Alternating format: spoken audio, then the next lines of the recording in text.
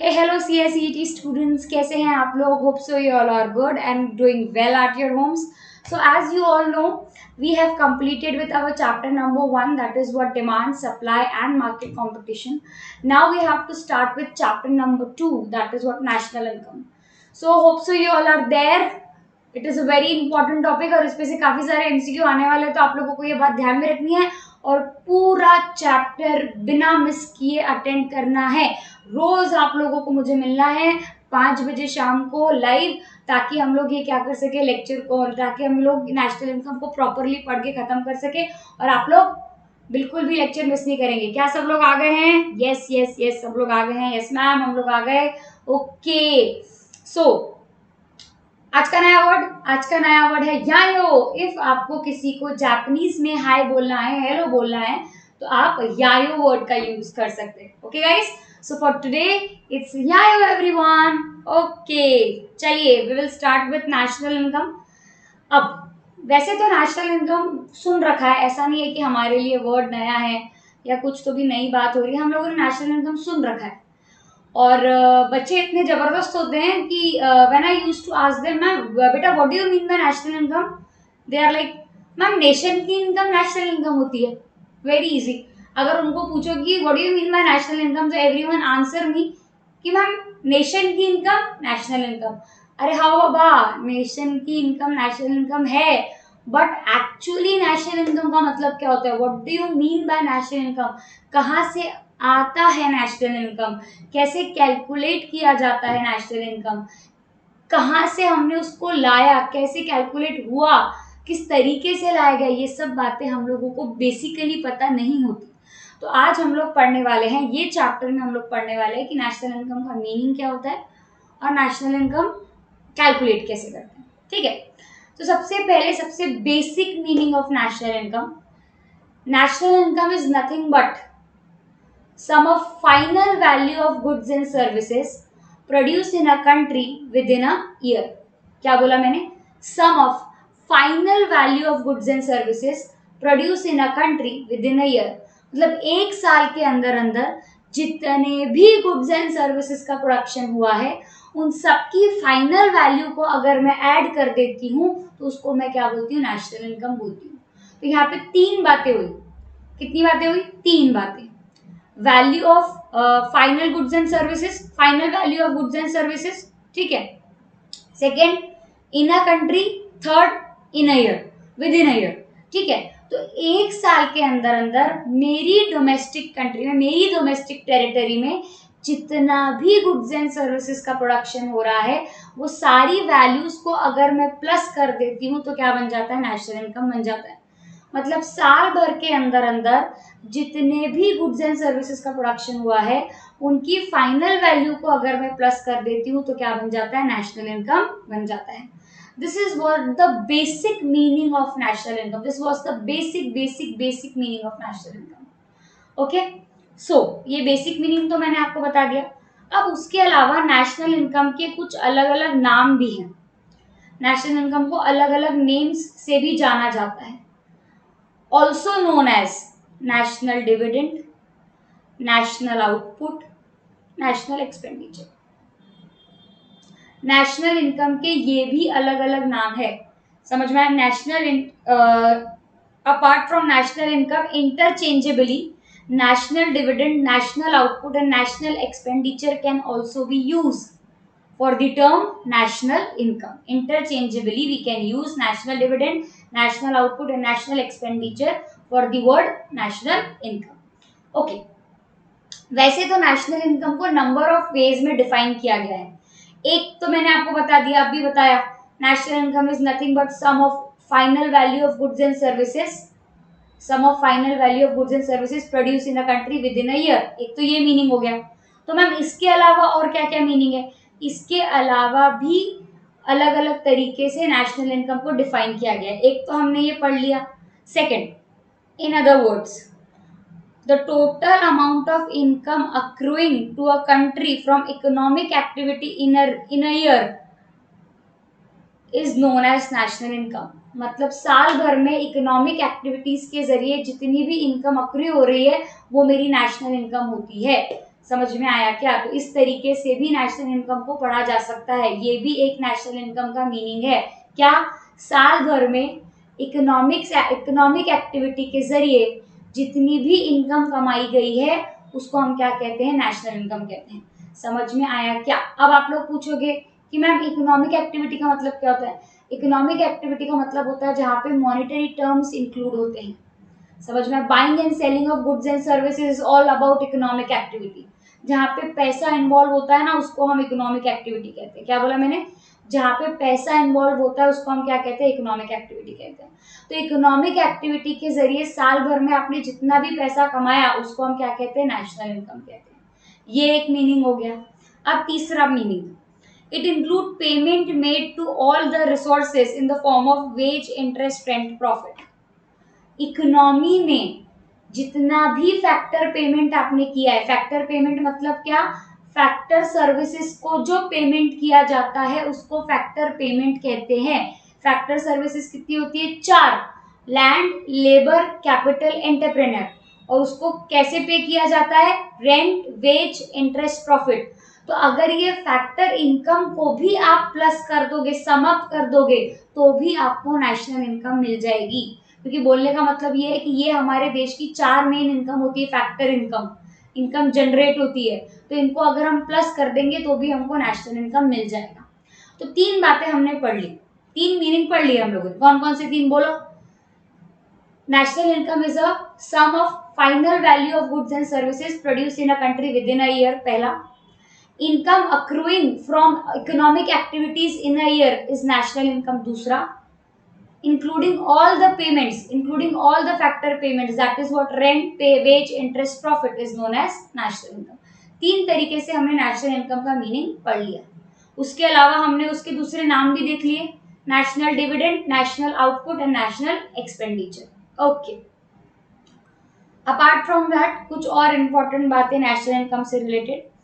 National income, और उसको net national income भी कहा जाता है, इज ग्रॉस नेशनल इनकम और gross national product less depreciation. बोलने का मतलब ये है ग्रॉस नेशनल इनकम और ग्रॉस नेशनल प्रोडक्ट को ही नेशनल इनकम कहा जाता है, लेकिन कब? जब आप ग्रॉस वैल्यू में से डेप्रिसिएशन माइनस कर दो तो वो नेट वैल्यू बन जाती है। जैसे सपोज की बात है, अगर आपके पास, I am writing here, okay, अगर आपके पास जीएनपी है तो ये आपका क्या है? ग्रॉस नेशनल प्रोडक्ट है। ये आपका क्या है? ग्रॉस नेशनल प्रोडक्ट है। लेकिन आपको क्या चाहिए? नेट नेशनल प्रोडक्ट चाहिए। तो ग्रॉस से अगर आपको नेट पे जाना है, ग्रॉस से अगर आपको नेट नेशनल प्रोडक्ट पे जाना है तो आपको डेप्रिसिएशन क्या करना पड़ेगा? माइनस करना पड़ेगा। क्या करना पड़ेगा? डेप्रिसिएशन माइनस करना पड़ेगा। वेरी सिंपल, ग्रॉस से नेट पे जाने के लिए हम लोग क्या करते हैं? डेप्रिसिएशन माइनस करते हैं, क्योंकि ग्रॉस वैल्यू में डेप्रिसिएशन इंक्लूडेड होता है और नेट वैल्यू में डेप्रिसिएशन एक्सक्लूडेड होता है। जैसे सपोज बहुत से बच्चों ने यहाँ पे फाइनल अकाउंट्स पढ़ रखा होगा, देखो उसमें हम लोग ट्रेडिंग अकाउंट बनाते हैं, P&L बनाते हैं और बैलेंस शीट बनाते हैं। तो ट्रेडिंग अकाउंट में जो आपका प्रॉफिट आता है वो आपका क्या रहता है बेटा? ग्रॉस प्रॉफिट रहता है। और जब आप उसको P&L में जो आपको प्रॉफिट मिलता है वो आपका क्या होता है? नेट प्रॉफिट होता है, क्योंकि उसमें से आप डेप्रिसिएशन या अदर एक्सपेंसेस माइनस कर चुके होते हैं। ये एक जस्ट एन एग्जांपल था। तो वैसे ही यहाँ पे ग्रॉस नेशनल प्रोडक्ट भी नेशनल इनकम ही है, लेकिन वो ग्रॉस वैल्यू है। आपको कौन सी वैल्यू चाहिए? नेट। तो ग्रॉस से नेट पे जाने के लिए आप क्या करते हो? डेप्रिसिएशन को माइनस करते हो। कुछ नहीं, यहाँ पे ये बोला गया है कि ग्रॉस से नेट पे जाने के लिए आप डेप्रिसिएशन क्या करते हो? माइनस करते हो। Do you get that? So for moving from gross to net, what we do? we reduce the depreciation. Okay. It is to be noted that national income also includes net factor income from abroad, means abroad से कमाई हुई income को भी national income में include किया जाता है। अरे भले ही इनकम अब्रॉड से कमाई है, लेकिन कमाई तो इंडिया में है ना, जनरेट तो इंडिया में हुई है, हमने कमाया तो उसको इंडिया में, आई तो इंडिया में है ना, आई तो इंडियंस के हाथ में है। दैट इज व्हाट, भले ही आपने इनकम अब्रॉड से कमाई है, लेकिन वो भी आपके नेशनल इनकम में क्या होती है? इंक्लूड होती है। Net national income from abroad का मतलब क्या होता है ये मैं आगे भी आपको बताने वाली हूँ, ठीक है। चलिए, while computing national income, only finished goods or final goods are considered as factoring intermediate goods used for manufacturing would amount to be double counting. बोलने का मतलब ये है कि जब आप नेशनल इनकम के लिए गुड्स एंड सर्विसेज की फाइनल वैल्यू लोगे तो आप फाइनल गुड्स एंड सर्विसेज की वैल्यू लोगे। बोलने का मतलब ये है कि आप नेशनल इनकम काउंट करते समय फाइनल गुड्स की वैल्यू लोगे, इंटरमीडिएट गुड्स की वैल्यू नहीं लोगे। इंटरमीडिएट गुड्स का मतलब होता है रॉ मटेरियल। इंटरमीडिएट गुड्स का मतलब क्या होता है? Raw material. तो रॉ मटेरियल की वैल्यू को नहीं लेना है, क्योंकि ये माना जाता है कि फाइनल वैल्यू में रॉ मटेरियल की वैल्यू इंक्लूडेड होती है।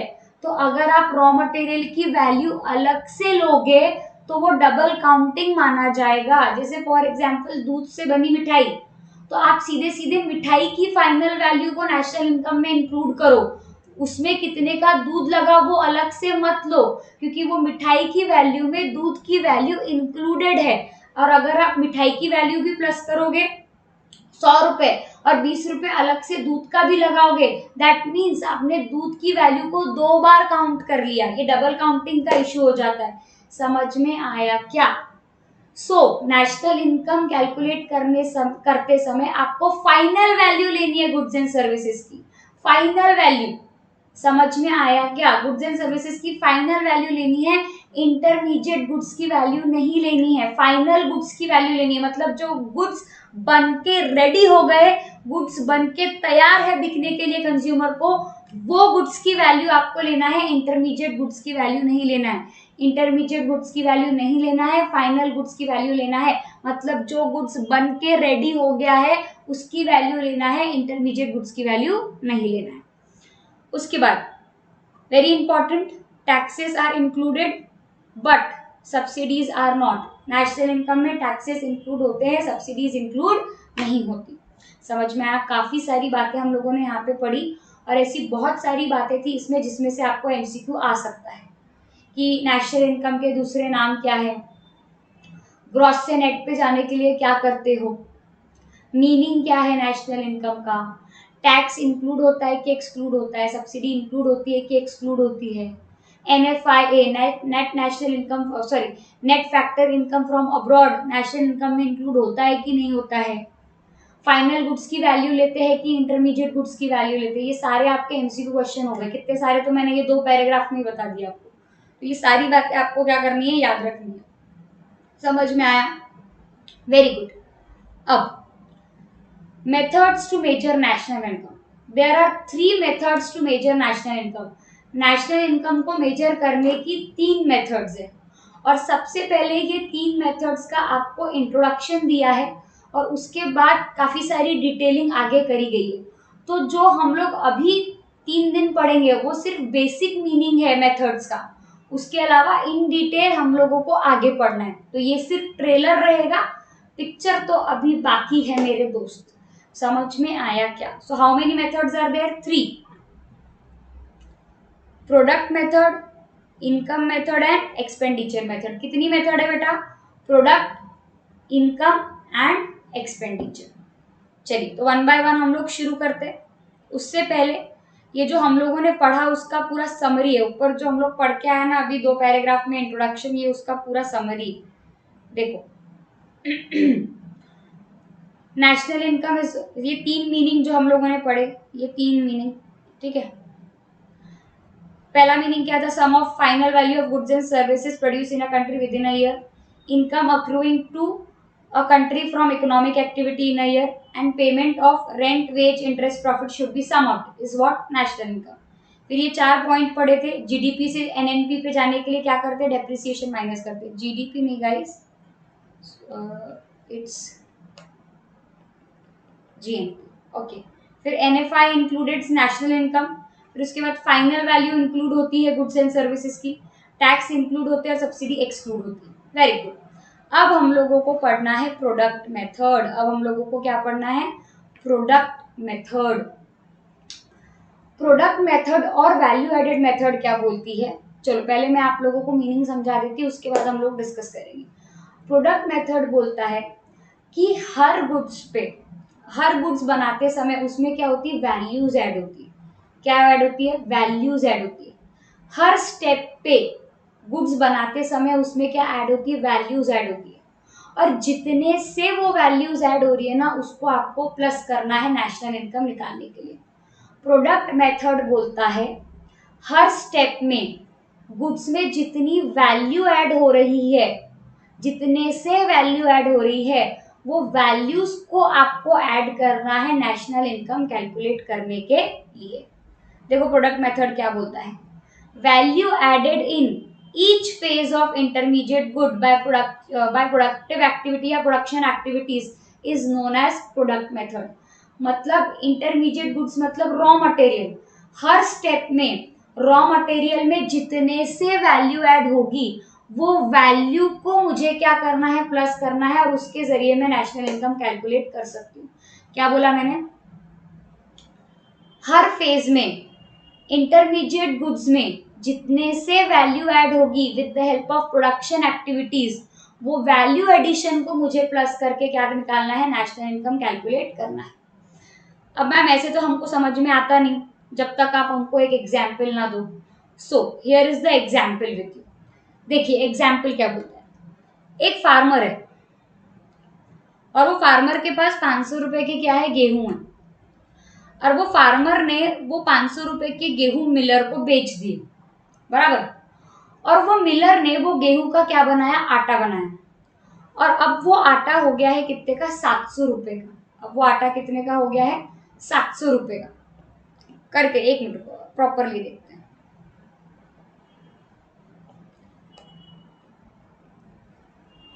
एक फार्मर है, उसके पास है 500 रुपए के गेहूं, और वो फार्मर ने वो 500 रुपए के गेहूं किसको बेच दिए, मिलर को बेच दिए।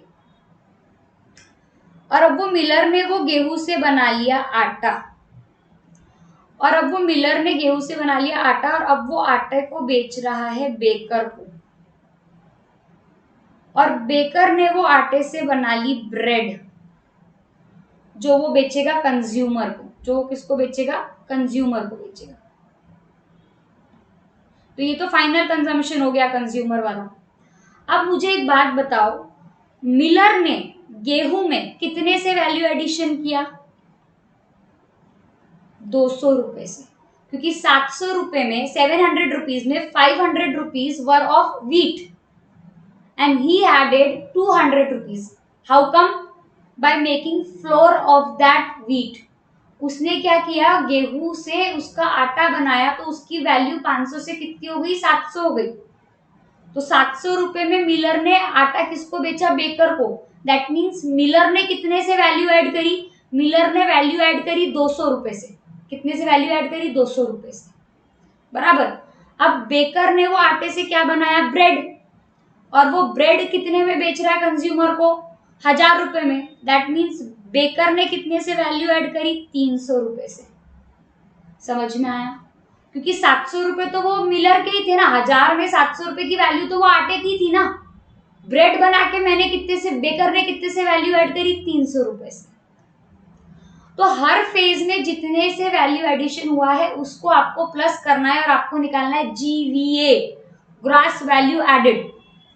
Excuse me. और वही ग्रॉस वैल्यू एडेड को GDP कहा जाता है, ग्रॉस डोमेस्टिक प्रोडक्ट। क्या कहा जाता है, ग्रॉस डोमेस्टिक प्रोडक्ट। और उसी में आप टैक्स इंक्लूड करके, सब्सिडी माइनस करके आप क्या निकालते हो बेटा, टैक्सेस का एडजस्टमेंट करके, डेप्रिसिएशन का एडजस्टमेंट करके आप क्या निकालते हो, नेट नेशनल इनकम निकालते हो, NNP निकालते हो। लेकिन प्रोडक्ट मेथड से एक्चुअली आप कहाँ पहुंचोगे, GDP पे पहुंचोगे, ग्रॉस डोमेस्टिक प्रोडक्ट। उसके बाद डेप्रिसिएशन, टैक्सेस और सब्सिडीज का एडजस्टमेंट करके आप नेशनल इनकम पे पहुंचते हो। सारी बातें आगे देखेंगे, लेकिन अभी जस्ट बता रही हूँ। तो यहाँ पे आपको कौन कौन सी वैल्यू ऐड करना है, 500 रुपए तो जो थे के थे वो, फिर कितने से वैल्यू ऐड हुई बेटा, 200 रुपए से, फिर कितने से वैल्यू ऐड हुई, 300 रुपए से, तो 1000 रुपए। ये 1000 रुपए आपका क्या है, GVA है, ग्रॉस वैल्यू एडेड, या बोलो ग्रॉस डोमेस्टिक प्रोडक्ट। समझ में आया क्या। अगर मैं 500 प्लस 700 प्लस 1000 करती तो ये गलत होता, ये डबल काउंटिंग हो जाती। अगर मैं 500 प्लस 700 प्लस 1000 करती और 2200 का आंसर निकालती, रॉन्ग रॉन्ग रॉन्ग, क्योंकि उसमें 2 बार गेहूं की 2 बार आटे की वैल्यू इंक्लूड हो गई है, क्योंकि 700 में 500 आटे का है, 200 से ही वैल्यू ऐड हुई है। 1000 में 700 आटे का और गेहूं का है, 300 से ही वैल्यू ऐड हुई है। तो हर स्टेप में जितने से वैल्यू ऐड हुई है उसको आपको प्लस करना है और जीवीए निकालना है। That is what gross value added, that is what GDP. समझा क्या? ये है आपका प्रोडक्ट मेथड, ये है आपका क्या? Product method. चलिए अब नोट्स में क्या लिखा है वो देख लेते एक बार। ओके, दिख रहा है? यहां तक समझ में आया? Very good. Hope so you guys have understood till now. We will proceed further. चलिए, the product method measures the contribution of each producing enterprise in the domestic territory of the country। Her enterprise जितना contribute कर रहा है उसको हमको क्या करना है? ऐड करना है, कंसिडर करना है। बराबर है ना? हर एंटरप्राइज वैल्यू ऐड कर रहा है, तो जितने से वो वैल्यू ऐड कर रहा है वो हमको प्लस करना है। This method involves the following steps. 2 steps involve होती है। कितनी स्टेप्स इन्वॉल्व होती है? 2। सबसे पहले identifying the producing enterprise and classifying them into individual sectors according to their activities. सबसे पहले मुझे एंटरप्राइजेस को क्या करना है? आइडेंटिफाई करना है। फिर उनकी एक्टिविटीज के अकॉर्डिंगली उनको क्या करना है? क्लासिफाई करना है। एक्टिविटीज मतलब प्राइमरी, सेकेंडरी, टर्शियरी, मैन्युफैक्चरिंग, जो भी, इसके अकॉर्डिंगली मुझे क्या करना है? उनको बाइफरकेट करना है, क्लासिफाई करना है। सबसे पहले मैं एंटरप्राइजेस को आइडेंटिफाई करूंगी, फिर उनकी एक्टिविटीज के अकॉर्डिंगली उनको सेक्टर्स में बाइफरकेट करूंगी। क्या बोला मैंने? सबसे पहले मैं एंटरप्राइज को आइडेंटिफाई करूंगी, फिर उनको उनके काम के हिसाब से सेक्टर्स में क्लासिफाई करूंगी। पहला स्टेप। सेकेंड स्टेप कहता है estimating the net value added by each producing enterprise as well as each industrial sector and adding up the net value added by all sectors। Her sector ने जितने से value add करी है वो value को मैं प्लस करते जाऊंगी तो मुझे जीवीए मिल जाएगा। हर सेक्टर ने जितने से वैल्यू ऐड करी है उसको मैं प्लस करती जाऊंगी। समझ में आया? ओके, तो ये आपकी क्या थी? 2 स्टेप्स थी। Goods and services are counted in gross domestic product at their market values. बहुत इंपॉर्टेंट पॉइंट है, एमसीक्यू भी आ सकता है। क्या बोला हम लोगों ने? कि यहाँ पे गुड्स एंड सर्विसेज को आप जीडीपी के लिए मार्केट वैल्यू पे कैलकुलेट करते हो। कौन सी वैल्यू पे? मार्केट वैल्यू पे। समझ में आया? तो आपको कौन सी वैल्यू कंसिडर करनी है हमेशा? गुड्स एंड सर्विसेज की market value while calculating GDP. Okay, the product approach defines a nation's gross product as that market value of goods and services currently produced within a nation during 1 year period of time। Product approach क्या define करता है? कि आपको nation का gross product calculate करना है उनके market value पे जो साल भर में गुड्स एंड सर्विसेज क्या हुए हैं? प्रोड्यूस हुए हैं। समझ में आया? The product approach measuring national income involves adding up the value of all final goods and services produced in a country during a year। साल भर में जितने भी गुड्स एंड सर्विसेज प्रोड्यूस हुए हैं उनकी मार्केट वैल्यू पे आप उनको क्या कर दो? ऐड कर दो, और आपको क्या मिल जाएगा? जीडीपी मिल जाएगा। Here we focus on various sectors of economy and add up all their production during the year। जितना भी प्रोडक्शन साल भर में वेरियस सेक्टर्स ने किया है इन इकोनॉमी, उनको हम क्या कर देते हैं? प्लस कर देते हैं, तो हमको जीडीपी मिल जाता है।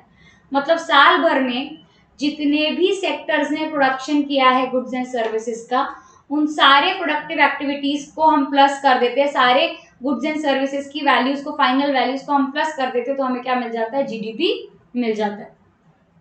अब उसमें अब आप लोग पूछेंगे मैम कौन से सेक्टर्स प्रोडक्शन करते? किन सेक्टर्स की बात कर रहे हो? बार बार आप सेक्टर सेक्टर सेक्टर सेक्टर बोलो, तो कौन से सेक्टर्स? ये sectors: agriculture, manufacturing, construction, transport, communication, banking, administration and defence and distribution of income. ये है आपके सेक्टर्स। ये क्या है? आपके सेक्टर्स। ये सेक्टर्स साल भर में जितने भी गुड्स एंड सर्विसेज का प्रोडक्शन करेंगे उन सब गुड्स एंड सर्विसेज की वैल्यू को हम ऐड कर देंगे तो हमको जीडीपी मिल जाएगा। This was all about your product method। अब प्रोडक्ट मेथड को कंसिडर करते समय, प्रोडक्ट मेथड के जरिए नेशनल इनकम कैलकुलेट करते समय आपको कुछ बातें ध्यान में रखनी है, कुछ प्रिकॉशंस ध्यान में रखने हैं, और यही प्रिकॉशंस ध्यान में रखते हुए आपको प्रोडक्ट मेथड क्या करनी है, यूज करनी है। With the help of this precautions you have to use product method. उसमें पहला आता है problem of double counting. Problem of double counting को अवॉइड करने के लिए ज्यादा बेटर होगा कि आप गुड्स की फाइनल वैल्यू लें। समझ में आया? वैल्यू एडेड ना लेते हुए आप गुड्स की क्या ले, फाइनल वैल्यू ले, जिससे डबल काउंटिंग का इश्यू होगा ही नहीं। क्योंकि जब हम वैल्यूज को ऐड करते हैं ना, तो डबल काउंटिंग के चांसेस बहुत ज्यादा होते हैं। क्योंकि वैल्यूज ऐड करते समय ऐसा हो सकता है कि हम एक ही चीज की वैल्यू को 2 बार ऐड करें, लेकिन हम डायरेक्टली गुड्स की अगर फाइनल वैल्यू लेंगे, फाइनल गुड्स की अगर हम लोग वैल्यू लेंगे, मतलब जो गुड्स बन के रेडी हो गए, फाइनल वैल्यू ऑफ गुड्स लेंगे, फाइनल गुड्स की फाइनल वैल्यू अगर हम लेंगे, तो डबल काउंटिंग का इशू नहीं होगा। क्या बोल रहा है वो, फाइनल वैल्यू लो आउटपुट का, आउटपुट का जो फाइनल वैल्यू है, लास्ट वैल्यू है जिसपे आप कंज्यूमर को बेचने वाले हो, वो वैल्यू को कंसिडर करो। हर स्टेप पे जो आप वैल्यू ऐड कर रहे हो, हर स्टेप पे वैल्यू ऐड मत करो अगर आपको डबल काउंटिंग का इशू सॉल्व करना है तो। और अगर फिर भी अगर आप हर स्टेप पे वैल्यू ऐड करने वाला मेथड अगर यूज कर रहे हो, तो फिर ये चीज ध्यान में रखना कि आप केयरफुली हर स्टेप पे वैल्यू ऐड कर रहे हो। देखो 2 तरीके होते हैं, 2 बातें होती हैं।